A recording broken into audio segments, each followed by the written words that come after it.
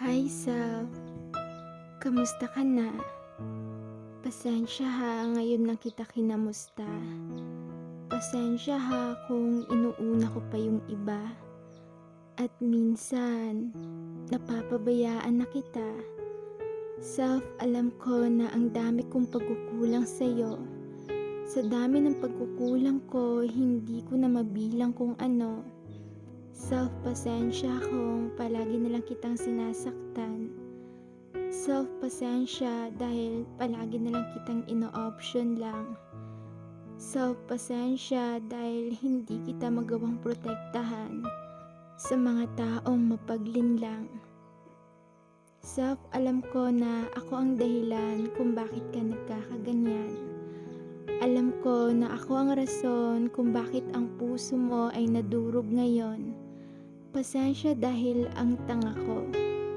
Ang tanga ko at yun ay aaminin ko na mas inuuna ko pa yung kapakanan ng iba kaysa sana man lang ay protektahan kita. Pasensya dahil napapabayaan na kita. Pasensya dahil nasasaktan na kita. Pero pangako sa babawi ako sa'yo.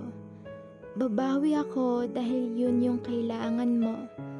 Alam ko na sobrang durog ka na. At ako ang rason kung bakit nadurog ka. Kaya hayaan mo ako na buuin kita. Ako yung dumurog sa'yo.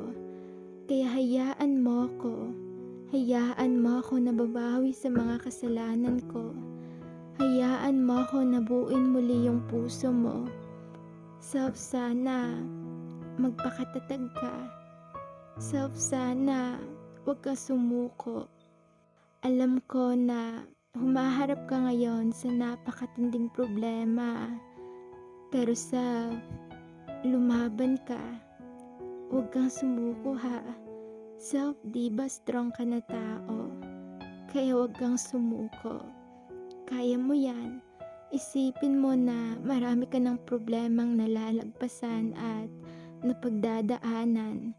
Kaya alam ko na ngayon ay malalagpasan mo din yan. Kasi kilala kita, Self. Alam ko na hindi ka basta-basta sumusuko. Kasi hindi ka pinanganak para lang sumuko. Alam ko na hanggat hindi mo pa nakukuha yung gusto mo, ay walang makakapigil sa'yo. Kaya magpakatatag ka. Pangako ko sa'yo na hindi ako magiging rason ng pagkadurog mo. At pangako ko sa'yo, Self, na babawi ako. Hindi ko nahahayaan pa na abusuhin ka nila.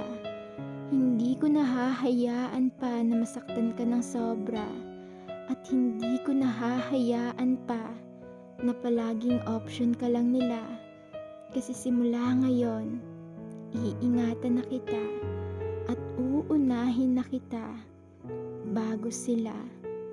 Pangako yan, Self.